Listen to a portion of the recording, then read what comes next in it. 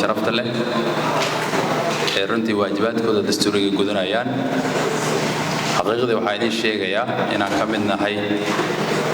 in nidaamka golaha shacabka ama shacbiyada in la xisaabtamo wasiirada iyo xukuumadaba aaminsannahay taas waxay idin tusinaysaa warqadan xalay WhatsApp waxay ugu soo gaartay baadal maqrib saasay tahayna saaka 4 saac meeshan ayaan fadhiyay isla xalaytii aan warqad u qoray taliyaha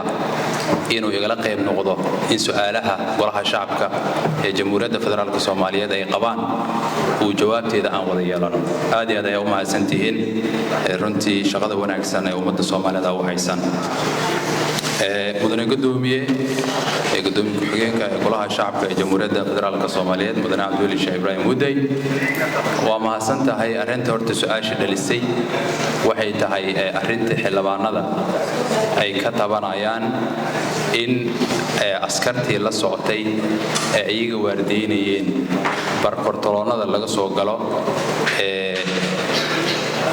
xaruntan iyo madaxtooyadaba in ciidankii la dhigo taas runtii waxaan rabaa in ay la wadaago waxa keenay arintii dhacdada ahayd ee xanuunka badneed ee runtii dawladnimada iyo sharafka iyo karaamadaba aan ku fiicneen ay ku dhacday SYL taasi ilaah baa mahad iska leh arinkaas oo hadda dhacay in badan ayuu soo laabtay saa la socotaan waxa xaqiiqdii dhacdadii hadda tii ka horeysay meesha ku geeriyooday xildhibaanada sharafta leh ay askarta waardiinaysa ama istaafyadu qaar kamid ah ayaa meesha ku geeriyooday nasiib wanaag dhacdada markay dhacaysay baarlamaanka ma jirin haduu jiri lahaa dhacdadan waa ka sii badnaan lahayd maadaama xilliga baarlamaanka uu furan yahay ilbaabka laga soo galo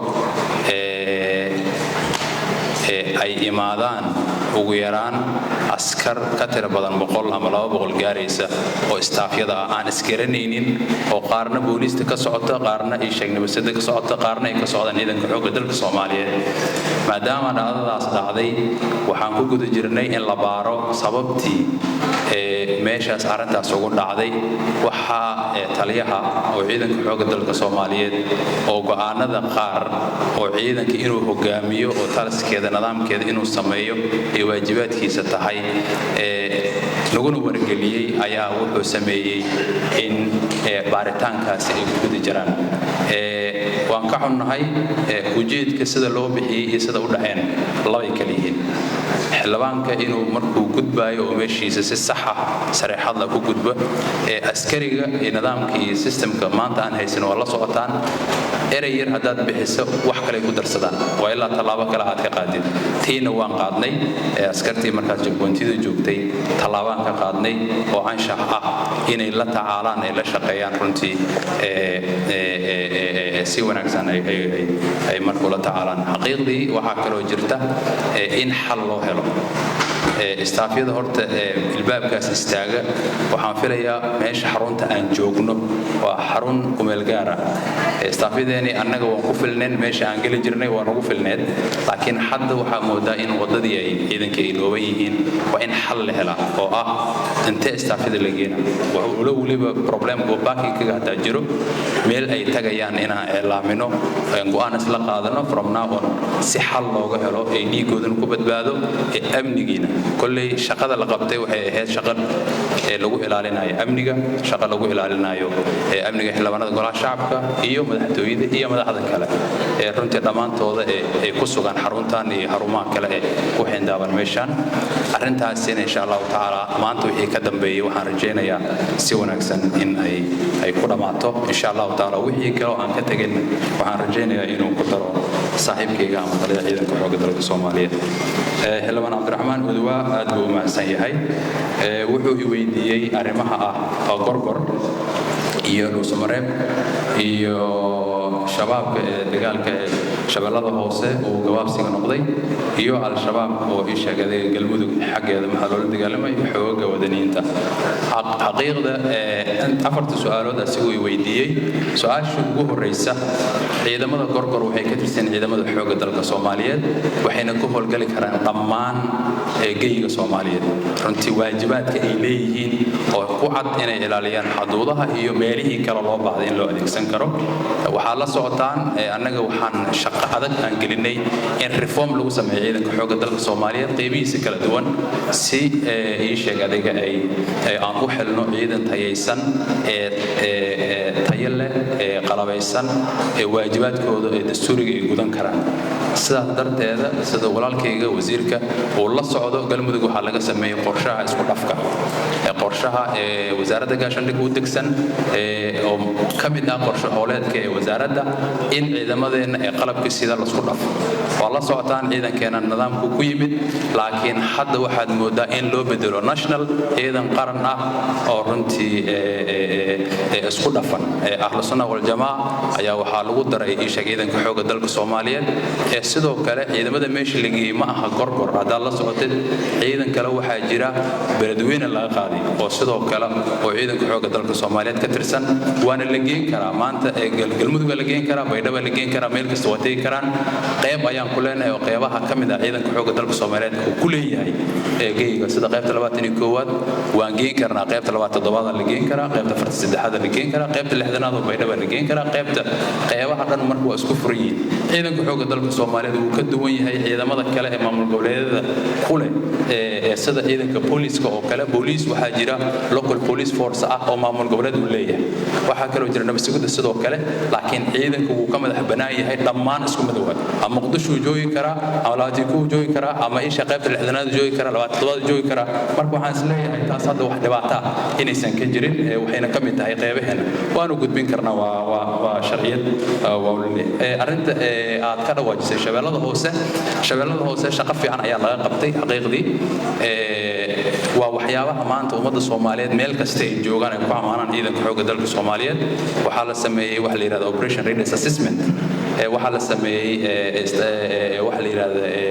in operational la sameeyo oo ugu magac darnay badbaado 1 oo runtii ay meelihii ummadda Soomaaliyeed lagu dhibaateynayay ay kamid tahay Elsaliin ay kamid tahay Sabiid iyo Caanoole iyo Awdhegle dhamaantooda ciidankii xoogga dalka Soomaaliyeed ay sheeg adiga kala wareegeen sidoo kalena waliba ciidamada ammaan badan ay mudan yihiin runtii waxaan dhihi karaa anaga ciidamo geesiyaal aan qabnaa oo dhiigooda bixiya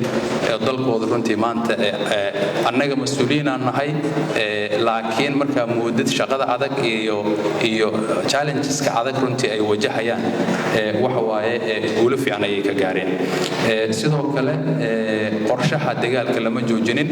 annaga nidaam iyo habraac ayaan leenahay walaamaadii ay joogto laakiin waxaan idinkaga taabanayaa qorshihii dagaal inuu soconaayo ilaa al-shabaab laga safeeyo dhammaan dalka Soomaaliya ama ha joogo isheeg adiga eri Puntland ha joogo ama ha joogo galmudug ha joogo ama ha joogo shabeellooyinka hoose ama jubbooyinka ha joogo dhammaantooda marka qorshooyin ayaan ka leenahay waxa la socotaa waqtiyadan inay daadad dhaceen meesha aan ku dagaalana shabeellada hoose ay sheegaysana ay tahay meel dhurbeereed ah oo isheeg adiga xilli roobaadkan aysan suurtagali karin in operation sii socdo laakiin waa sii wadayna insha Allah taala xilligii oo aan dejinay qorshahan oo degan waa ku sii soconaynaa xoogga wadaniinta waxaan filayaa ciidanka xoogga dalka Soomaaliyeed xoogga wadaniin kuma aqaano wasiirka wasaaradda gaashaandhigga ahay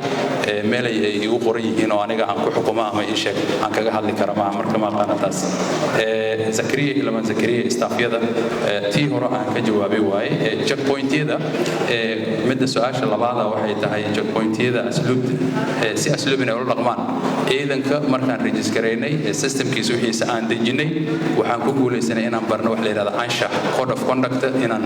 barno iyo discipline-kii ciidanka uu lahaa in la baro oo ay sheegay nidaamkooda wixii nagala haboon inaan sameeyno مسؤولية حلوانة وحا إيش قادية حقيقة يا قادي كرا وحا قادي كرا لمان إيش قادية إذا ماذا قلب كسيدة إن الله سماه حال إيش قادية نظام كي أو أي حق لحياة أما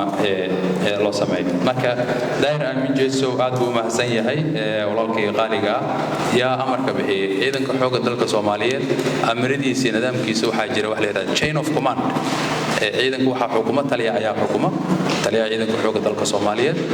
oo dastuuriyan leh inuu maamulkiisa oo dharadiisa wixiisa u bixiyo hadda inaysan shaki ku jirin ayaan inaysan marka sidaas daraadeeda afguye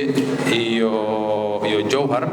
waxay qayb ka yihiin dadaalada badan iyo dib u habeynta badan ciidanka lagu sameeyey sidii lagu gaari lahaa guulo ama yoolal sax ah ummadda Soomaaliyeed ay ku qani karto insha Allah ta'ala sida aan qorsheynayna sida ugu dhaqsiyaha badan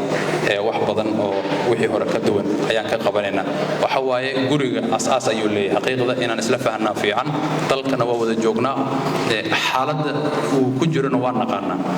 ciidanka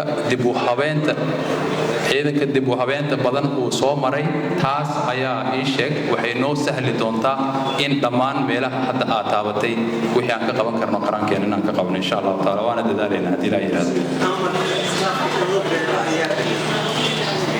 waa mahadsan tahay amarka waxa iskale taliyaha bixi waana mahadsan tahay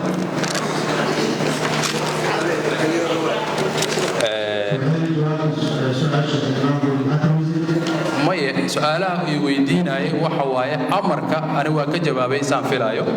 xildhibaanka meel kale haduu wax ka raadinay ma ogi saaxiibkay aad u maasan yahay amarada ciidamada ii sheeg adiga checkpoint-yada ciidamada jooga waxa xukuma taliya ayaa xukuma chain of command ay hoos tagaan amar la'aan wax kuma fulin karaan marka aad u maasan tahay waa fahanteen walaalahay